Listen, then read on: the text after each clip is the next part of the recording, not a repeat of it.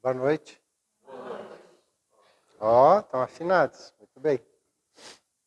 É uma alegria renovada estar aqui.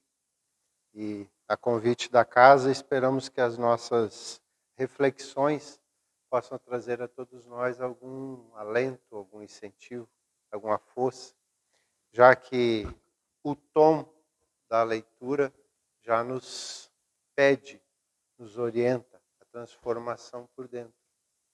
E essas ações, elas são individualizadas e uma vez adquiridas, elas não se perdem, não se gastam, não são corroídas pelo tempo, elas se fortalecem.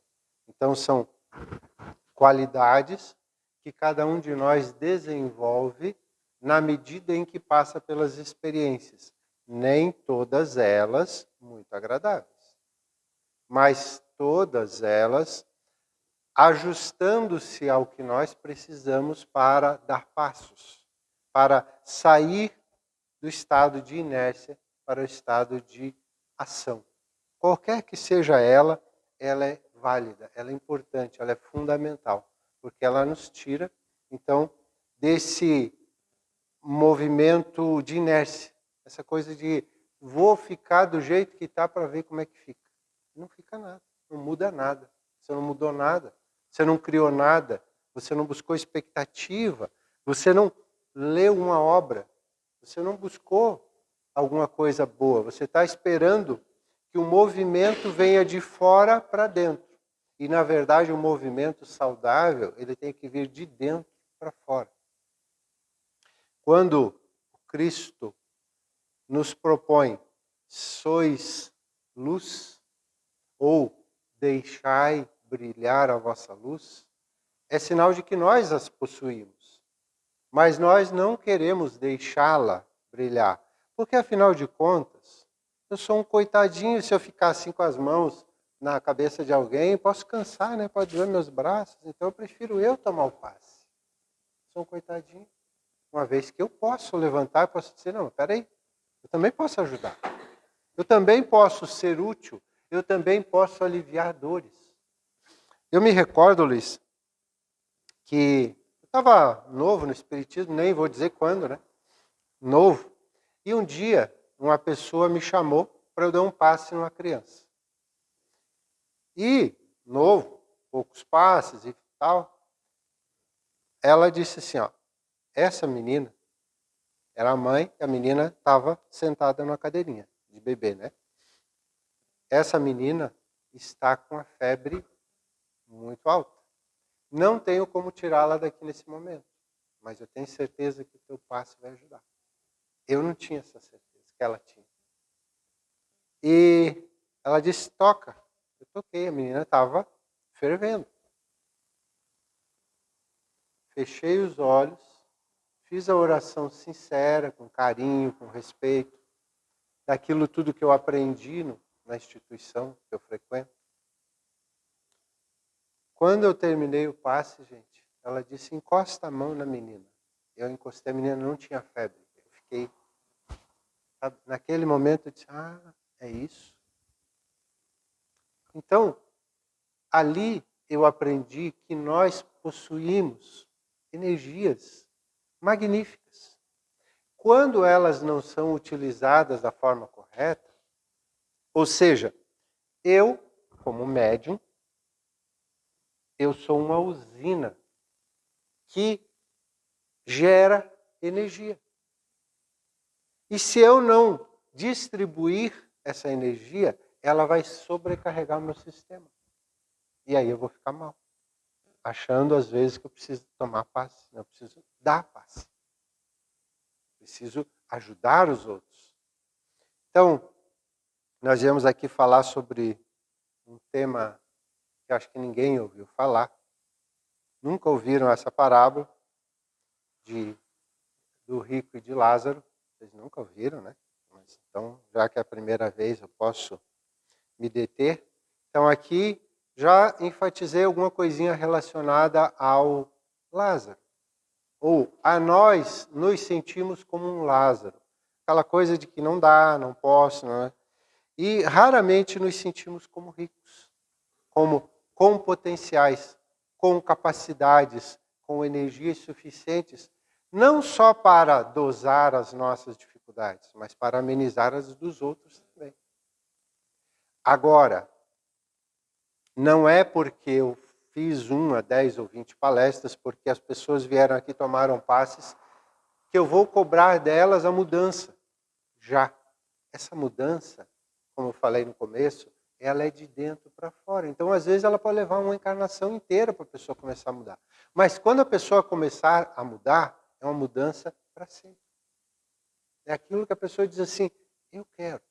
E a partir daquele momento em que Jesus te chama, e Ele sempre chama, mas que você se escolhe como eu vou, a partir daquele momento podem vir vendavais que não vão te tirar do teu caminho. Porque você quer.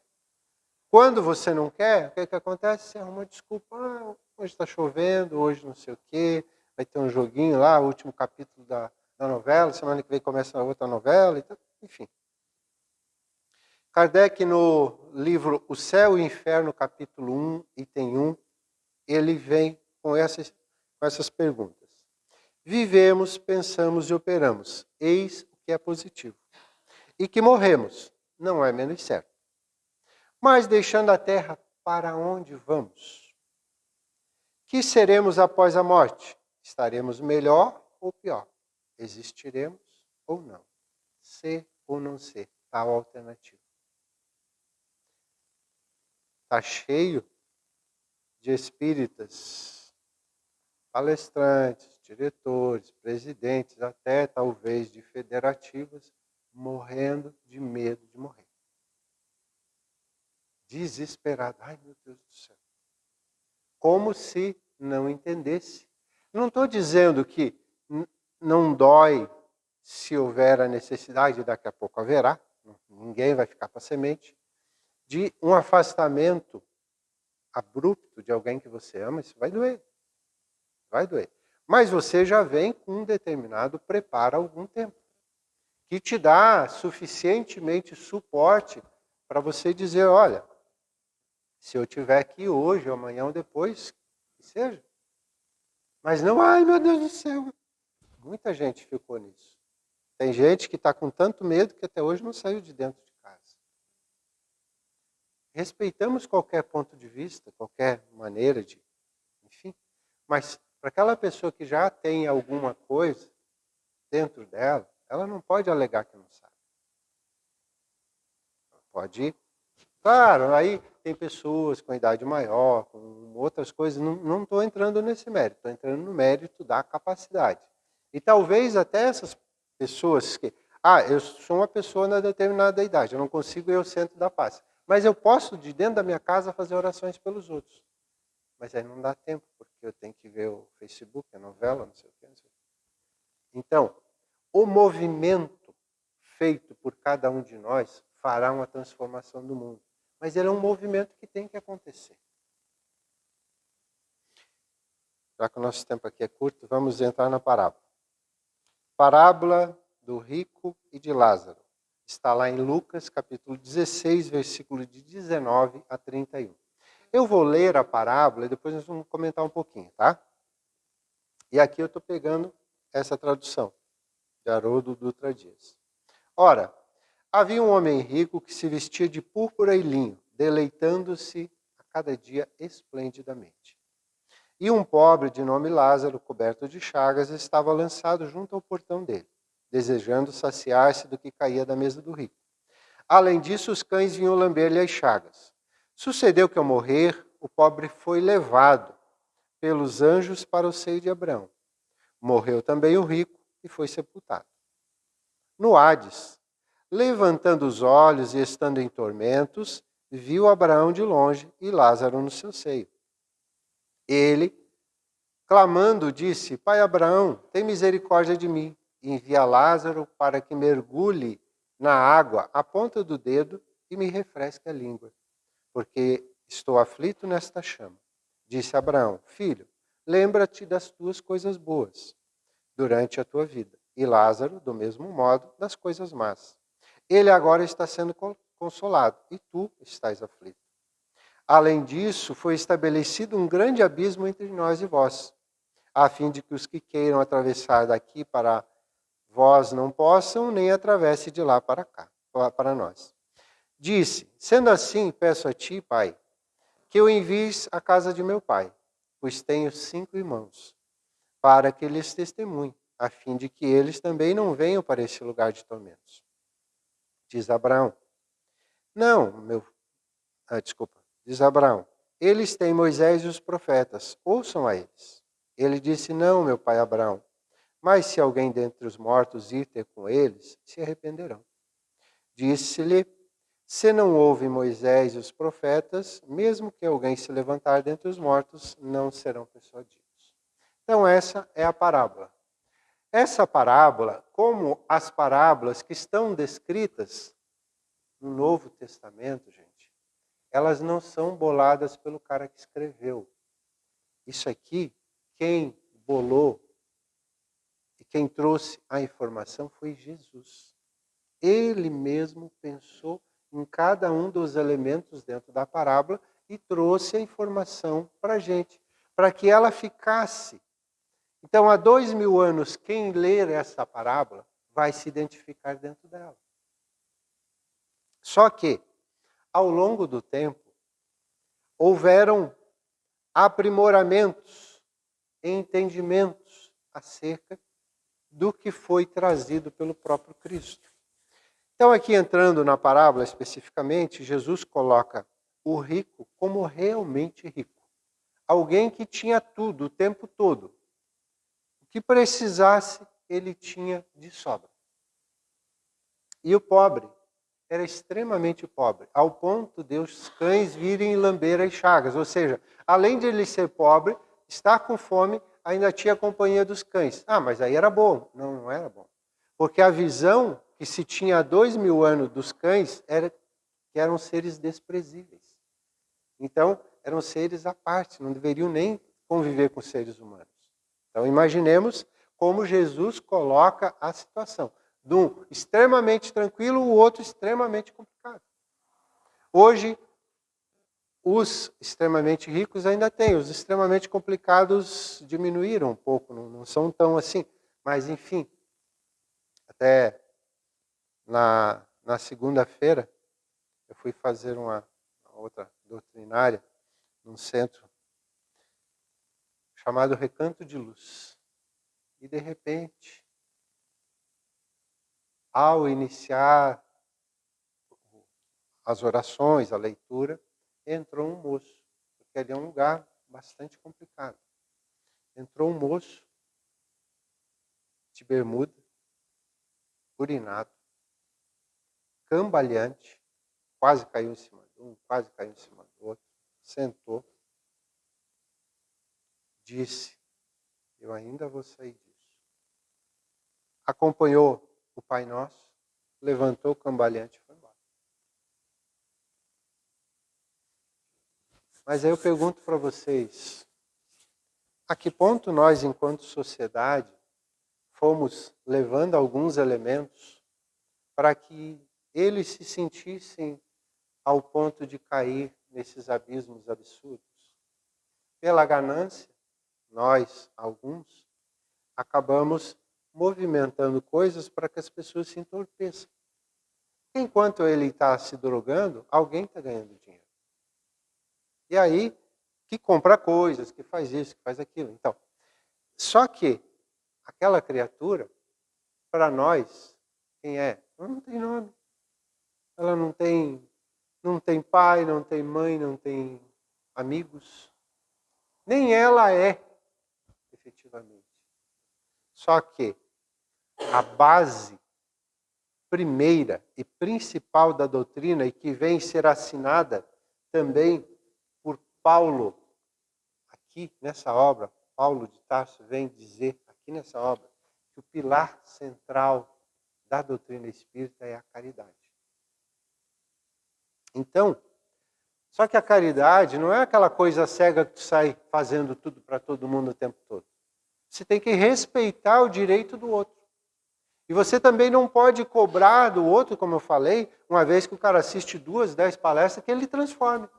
Não, ele vai mudar na medida em que ele achar que deve. Né? Então, quando você se sente Lázaro, é porque você começa a olhar e ver que talvez dentro do teu lar faltem algumas coisas. Porque você olha para o lar onde tem as coisas em abundância. Esquece de olhar para o lado onde, segundo dados atualizados, cerca de 1 bilhão de seres no mundo não tem uma casa, não tem um lar, não tem para onde voltar. Então, você tem uma casa, você tem roupa, você tem comida mais tarde, você tem um lugar para se cobrir, mãos, pés, você vê com os teus próprios pés, você enxerga com os teus próprios olhos. Acho que você começa a perceber que, nossa, peraí, eu tenho algumas coisas. Muitos não têm. Uma coisa que me marcou, uma frase que eu li, reclamava dos sapatos, até encontrar alguém que não possuía pés. Eu não poderia ter sapatos. Então, não quero aqui impactar ninguém. Eu quero que a gente olhe para o que a gente tem de bom, porque Deus é bom. Deus nos ama. Ele quer o nosso bem. E todos aqueles que se boicotam diariamente para dizer que não, por exemplo, amanhã vai amanhecer, o sol vai ser lindo, vai haver vento, pode haver chuva, não importa. Mas o dia vai clarear. E como hoje, isso eu já falei aqui, nós já recebemos 24 moedas e hoje nós já estamos na 20ª moeda quase sendo desperdiçada, sei lá de que forma, ou aproveitada, amanhã nós teremos outras 24 moedas de ouro. E depois de amanhã, inclusive os desencarnados têm o mesmo processo. Mesmo que o tempo deles seja um pouquinho diferente, eles também têm o tempo deles. Todos iguais. Mesmo que um tenha recurso, o outro não. Mesmo que um more numa mansão, o outro não tenha o que comer amanhã. Não importa. Todos têm 24 horas. E como é que você se adapta às tuas 24 horas do dia?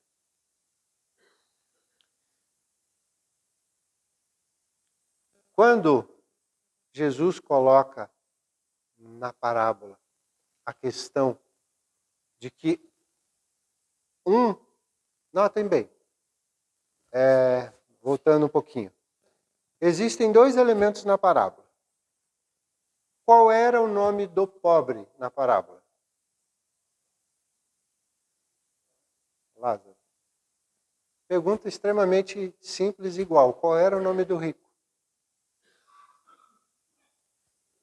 Aí, Lázaro morreu e foi levado pelos anjos para o seio de Abraão. O rico morreu e foi enterrado. Há uma dissonância nisso aí.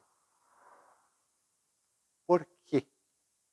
Por que o rico, como ele disse aqui, estando no Hades, olha para cima e diz, pai Abraão, não pensemos, por favor, que há um inferno, com um cara com tridente espetando os caras, queimando. Não é essa a visão que se tem. O que se tem é um estado moral alterado para pior. É alguém que está no estado de debilidade completa. Você quer ter uma noção do que é céu e o inferno?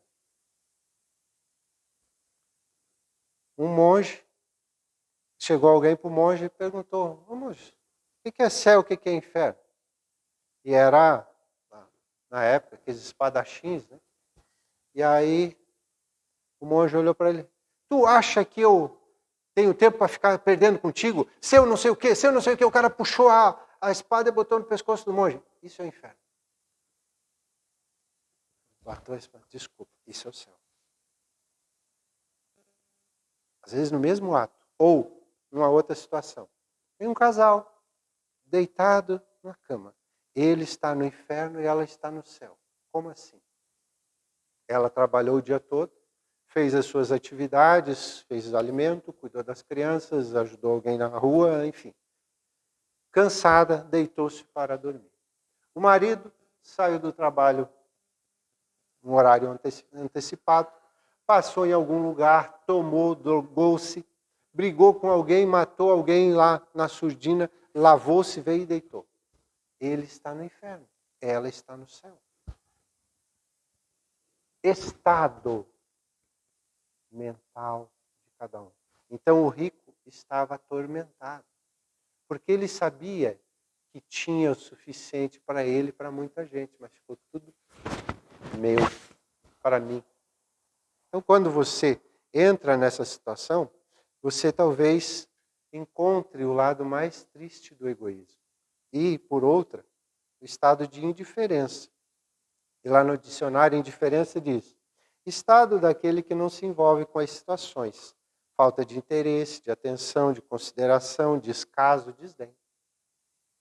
Simplesmente isso. E aí no livro Tocando o Barco, Emmanuel trabalha ante a parábola do rico. Não suponhas que o rico da parábola seja a única espécie de mordomo infeliz da vida espiritual. Ainda hoje, há quem se banqueteie no festim da saúde física, menosprezando os enfermos que lhe batem à porta.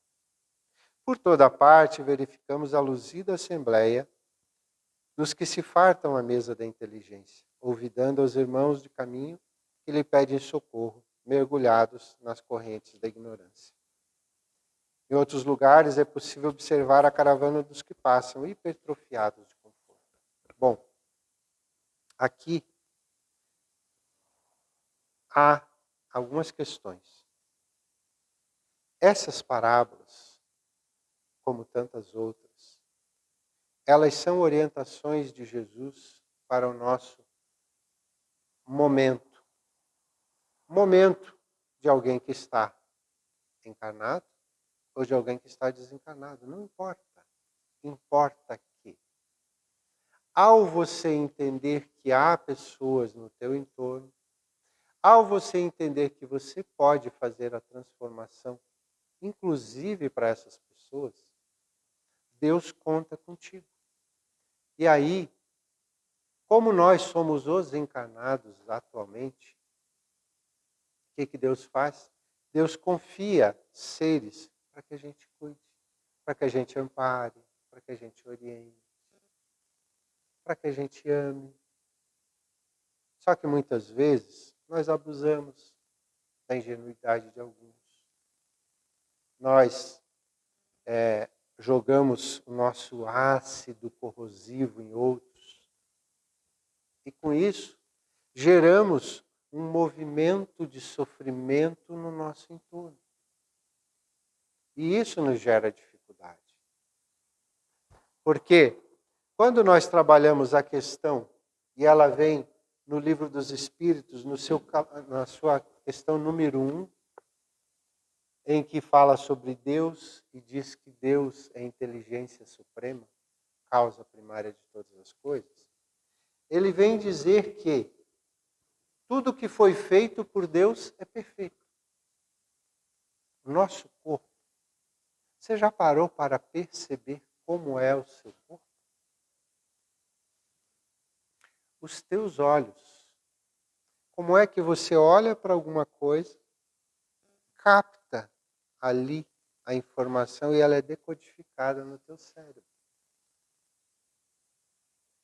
Isso é fruto de milhões e milhões de anos de aperfeiçoamento desse corpo, que a gente usa por um determinado tempo e muitas vezes usa mal e depois descarta na vala comum.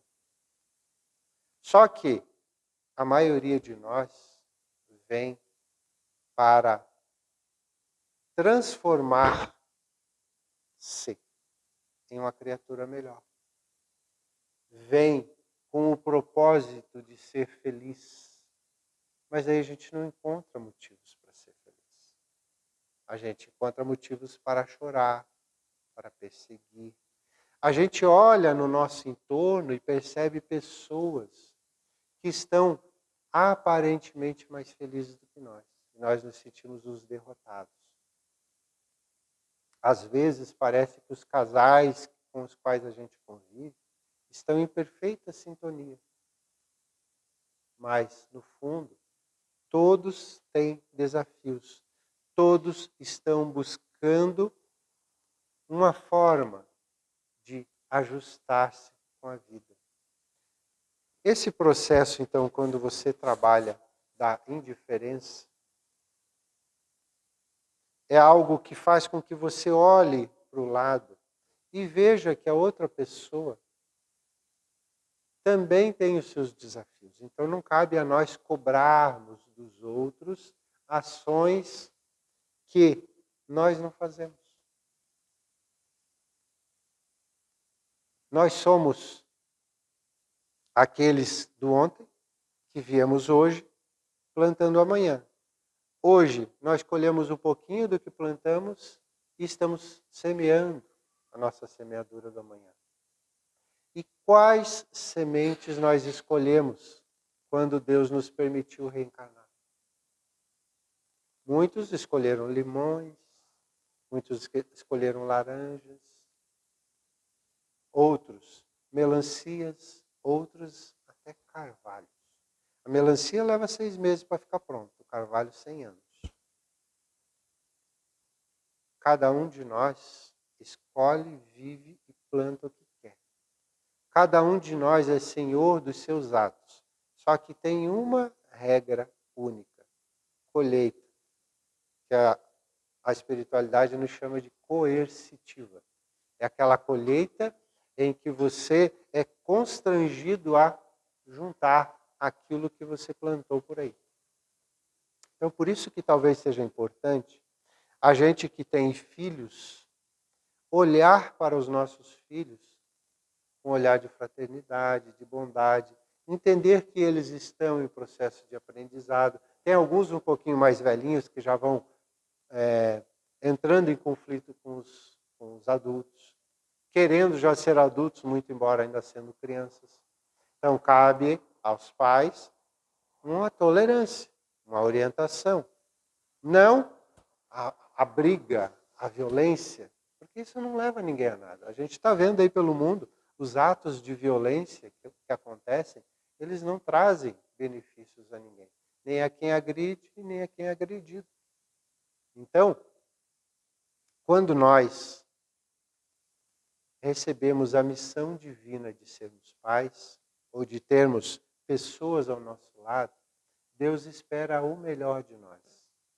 Como disse Paulo na carta aos Hebreus, de vós, amados, esperamos coisa melhor.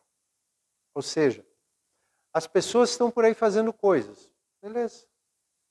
Mas as pessoas não receberam as informações que nós recebemos. As pessoas não têm o conhecimento ou talvez a cultura que nós tenhamos. Então não cabe a nós julgá-las, mas cabe a nós cuidarmos de nós.